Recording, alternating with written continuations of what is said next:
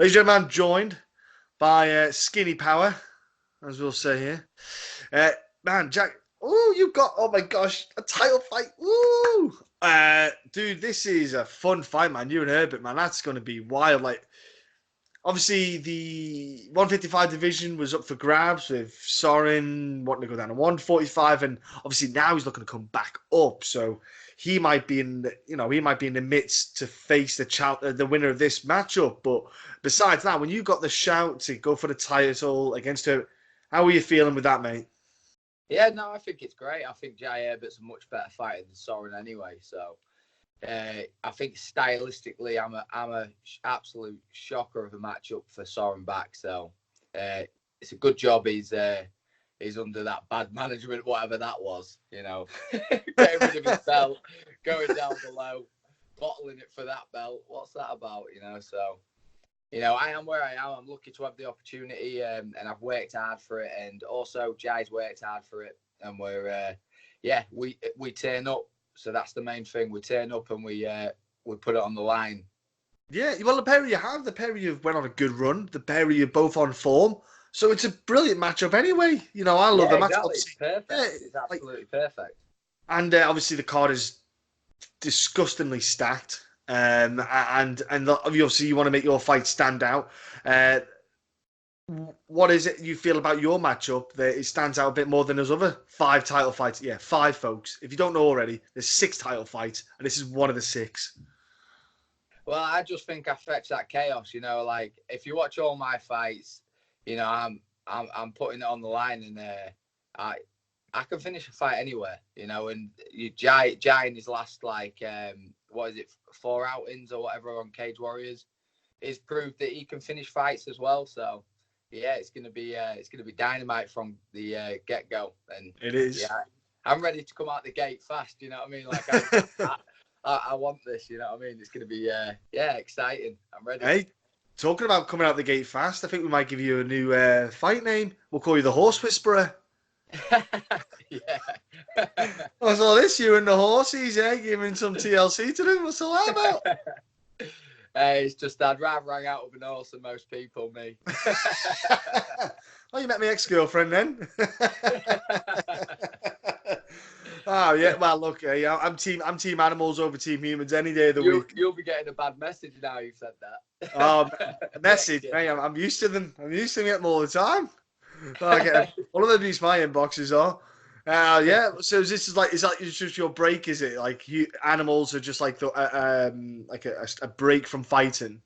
Oh, definitely. Yeah. I'd rather hang out with animals than people all day. So yeah, I find it peaceful to be around animals. Yeah. It's like when people say, like a dog. Whenever you see a dog and they see you, and it's like you're the only first person they've ever met in their life, and they're just like, it's like you're everything. They're just jumping around, wagging their tail, and they just want to be your best friend. You're like, you can't get enough of it. It's the best feeling ever. Like, yeah, definitely. I take my dog everywhere. He comes to the gym with me. He's always at AVT, and yeah, shout out to Dougie. Yeah, I've seen pictures. Yeah, you've been doing your working out, and you'll have your pictures, and then all of a sudden the picture will pop up. The little fella would be on there as well. I've seen that. Yes, but I was going to ask about your gym. Must be feeling good when Scott comes along with a belt. Oh, with it. It was an all right performance, I suppose. Yeah, it was all right.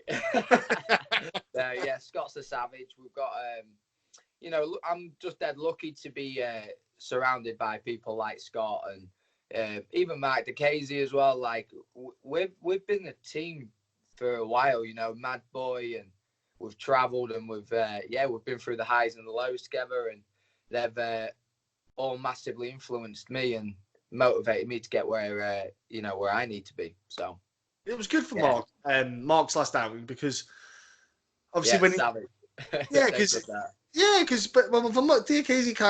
he came into the scene when the UFC came along. He went to ATT, and it just didn't kind of correlate for some reason. I don't know whether. And then obviously he just came back home and went, "Look, let's just go back to my roots." And and you saw the Marc Diakiese that got in the UFC more. Yeah, 100%. It was strange, wasn't it? Yeah, I just think he's Mark's just had to learn some lessons on the biggest stage in the world, you know, like and he's learned them. He's come back and he's showed people what he's about. You know, there's not many people working as hard as Marc Diakiese. You know, he's awesome, special, really is. Yeah, well, that's the thing. Special talent. He was super frustrating. Obviously, you will know yourself, obviously, because you train with him. But when you watch him, it was like everyone saw what he did outside, and then when he came in, he showed a bit of the flash, and then all of a sudden it was like, what the heck? You could just see that potential, and it wasn't there. And you're like, everyone was just like, what is going on with this kid? And you could see there was something. He went back home, came back, and hopefully now, going forward, we'll see, you know, that coming off. And obviously your performances and Scott's as well. You know, you kind of all bounce off each other, don't you, as well? Yeah, 100%. I think you know, there's like famous quotes by it, saying surround yourself with people on the same mission as you and all that. You know, and it's absolutely true. And you know, just getting that energy from people like Mark and Scott, and you know, it's amazing. And then obviously Danny Mitchell, like, you know, is a fucking hell, what he doesn't know about fighting. Do you know what I mean? Yeah, he's been around the block. Yeah, he knows his business. 100%, mate. There's like, I've probably not really met anyone that lives and breathes fighting quite like Danny. He's a special character, you know. He's crazy. He's got some good stories. He's got some good stories as well. Yeah, I met him when he made his debut in UFC London. I think it was. Yeah, really nice bloke. That one time I actually went down to UFC London, and I met Danny Mitchell afterwards at the hotel, chatting to him, and yeah, it was. He's a nice guy, really super dude. Like he'll just like get told, I don't know, get an email or something. He'll just fly out to some random country with one of his fighters on like 2 hours notice or something. That's good. That way, like that. I like the sound of this. Yeah, that's what kind of guy, you know. That's what kind of guy he is. He just literally lives fighting. It's crazy. So it's good. If you ever listen to Daddy's stories, they're it's fucking very well lived. I was at BJJ competitions. Noticed you've been doing a little bit of that on the side as well. How were you having a bit of fun there? I saw that you came third in one of them. Well, you must be a bit agreed about that. Yeah, no, it was good fun. Obviously, you know, my goals were a little bit different to theirs in the sense of I was trying to grapple to my best capability, but at the same time, like, not go out there and get injured. And I wouldn't have actually took that opportunity to grapple in Amsterdam if I took it before my last fight. I was meant to fight in February, so I took it way before then. So I agreed to it already, and like I'm one of them guys. If I agree to something, I'll do it. You know, I'll show up no matter what. I'll do it. I don't. You know, you got no worries about me not showing up or making up an excuse. Like, I say yes and that's it. I turn up. Yeah, well, look, it's a good experience. That's the other thing about it. It's like you say, something them guys outside on the podium, like they're like elite ninjas. Guys, you know? They are ninjas. Yeah. Yeah, I mean, obviously Ross, phenomenal, and I've got to compete with him a few times, and every time I step on the mat with Ross, it's an absolute honour. Do you know what I mean? He's just won the ADCP trials. Also, Pierre. I'm pretty sure he won the ADCC trials as well. So that's, do you know what I mean? That's like elite grapplers. So, and that's what you need to do, isn't it? You need to go with them guys. Yeah, because it's not about like. That's the beautiful thing about jiu-jitsu, isn't it? You got to get tapped a million times before you even get anywhere. You have to get submitted, otherwise you don't learn. It's the craziest thing. Like, you think to yourself, no, you don't want to get submitted ever because that means you're losing. No, that's only how you're learning at jiu-jitsu. You actually have to get put into, like, for example, that armbar and go, oh, that's how I should escape, or that's how I should have got out of it. It's so deep. It's so crazy, the level of jiu-jitsu, like how you have to immerse yourself. I'm obviously fascinated, and I love watching it. Like, John McGuire just got his brown belt as well, and I've had the joys of letting him choke me. You know, I let him get me in a couple of chokes just to, you know, get his confidence up.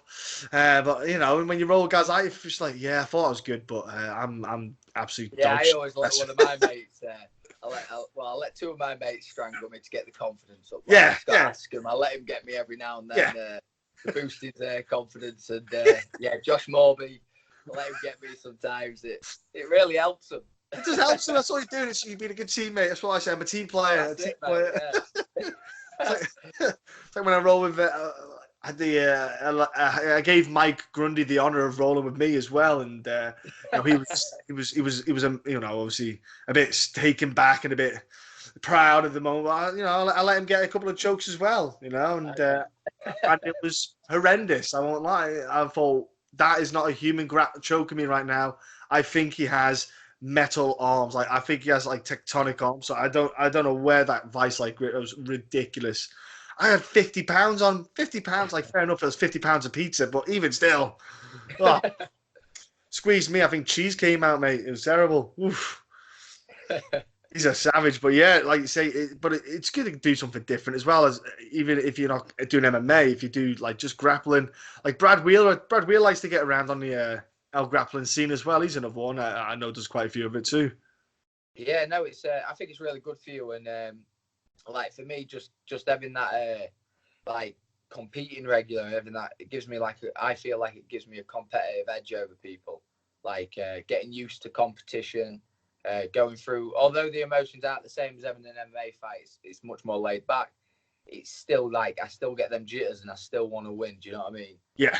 And yeah, like I think that's fantastic for me. And I've got some really big goals. Do you know what I mean? Like not just in MMA, I've got goals for jiu-jitsu as well. There are jiu-jitsu goals that I want to achieve alongside my MMA. So yeah, well, you got like Polaris. It comes up. They do some fantastic matchups. And that's yeah.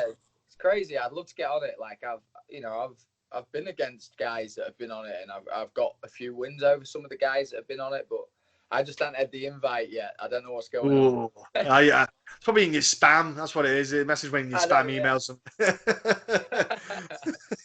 Well, this 155 division in Cage Warriors is getting it's getting crazy in it. Let's be honest. It's really good. I'm well impressed with it. I want to, and I'm happy to be a part of that. Like, and top of the pack of it. In my opinion, I feel like I'm the best 155er on there. That's how I feel. And every time I'm fighting, I already feel like I've got the belt. If I'm honest, nice. I feel good. I really do. I actually feel the best I've ever felt. Like I'm as an athlete, as a fighter, just. I've had a lot of fights now, and I feel like it's all starting to show. Yeah, the maturity's coming along, as well as, just not just technically, the experience of what you got to do and how to perform, deal with certain situations. Because, like you said, certain fights, you'll be in a position that you've not been in before within real time fights, and learning that, just something to learn and add to your arsenal. Yeah, definitely. Like when it comes to from what I see on a lot of the guys on Cage Warriors in my weight category, like they tend to have more of one thing. Like I feel like I've got more variety than most of them. Do you know what I mean? I can do I do pretty much most things to a similar level. So I feel, and I feel like that's my advantage. I feel like I'm really well rounded. I'm not just in there with a mindset of all I can do is strike, or I feel like. In the mix, I feel like I'll win any scramble against any of them, So it's good. And I'm always down for a cuddle. If they want to cuddle with me, then, Hugs mean love. Hugs mean love, people. That's what they mean. Yeah, definitely. And look, if you get that title, right, against Herbert, because I've got to be unbiased, folks. I've got to say if. But you get that title, right? You get a belt, and it's all shiny. Do you not think? Because remember Latifi did that topless with the horse riding on the beach? Because you're an orphan. Hopefully I'll be able to get a G-Wagon and I'll start shades indoors. And that's what I was thinking. I think you should ride a donkey or something in the middle of a cow field or something. Just be with belt. Just riding horse into Starbucks. Sit the drive-through a donkey. Give me a coffee. Okay, I can't. I love this matchup, and then I think about future matchups in that division, and it's so exciting to think about it. Like obviously, you think one fight at a time, 'cause that's what you've got to do. But for me looking from the outside, I'm absolutely jacked for this division. I almost feel like I want this fight card to be over so I can get excited about the next lot of fights they're going to book. Yeah. That's No, how it's super exciting. It's it's just crazy. Everyone's signing to Cage Warriors now. Everyone knows it's the place to be, and it's it's a ticket to the UFC as well. So it's part and parcel. You get that belt, start defending that belt, mate, and it's the ticket to the UFC. You get unless you want to give up your belt to avoid me, move down and get no belt either. What was that?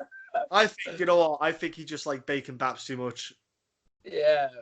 I love a bacon bap as well. I could never do 170 again because I love me a bacon butty. Do you know what I mean? So I wonder if he's ever made himself a bacon butty with an axe. Trying to butter the bread. That's what I'd be doing. Butting the bread with the axe.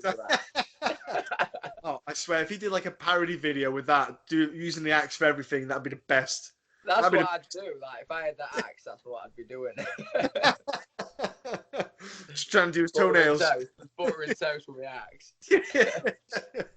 Just slicing his dinner up, that'd be the best. Just doing everything with the knife. Like, oh, yeah. Oh, I'm going to have to throw that idea to him now. That'd be fantastic. But hey, look, who knows? You might get him. You might get your hands on him. I hope so. You know?